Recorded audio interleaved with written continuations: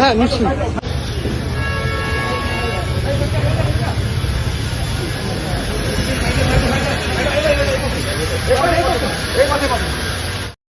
অভিনেতা রাহুলের মৃত্যুর 10 দিন পরেও স্বাভাবিক হতে পারছেন না স্ত্রী প্রিয়াঙ্কা সরকার।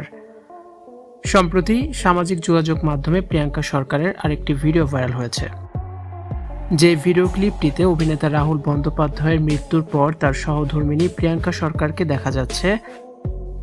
10 দিন পার হয়ে গেলেও প্রিয় মানুষটিকে হারানোর শোক তিনি কাটিয়ে উঠতে পারেননি। আর্টিস্ট ফোরামের বৈঠকের সময় এই ফুটেজে দেখা যায় প্রিয়াঙ্কা সরকার গাড়ি থেকে নামার সময় তাকে বেশ ক্লান্ত এবং বিধ্বস্ত দেখাচ্ছে। প্রিয়াঙ্কা সরকার হাঁটছেন, মনে হচ্ছে পাগলের মতো তিনি হেঁটে যাচ্ছেন। তার চোখে মুখে গভীর শোকের ছাপ স্পষ্ট।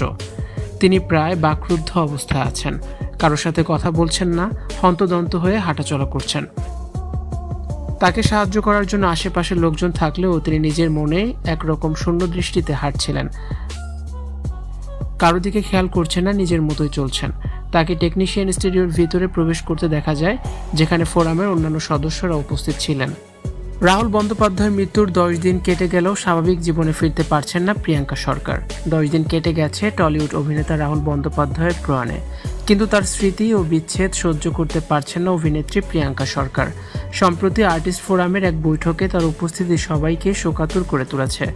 বৈঠকে আসা প্রিয়াঙ্কাকে দেখে মনে হচ্ছিল তিনি মানসিকভাবে অন্য কোনো জগতে বিচরণ করছেন।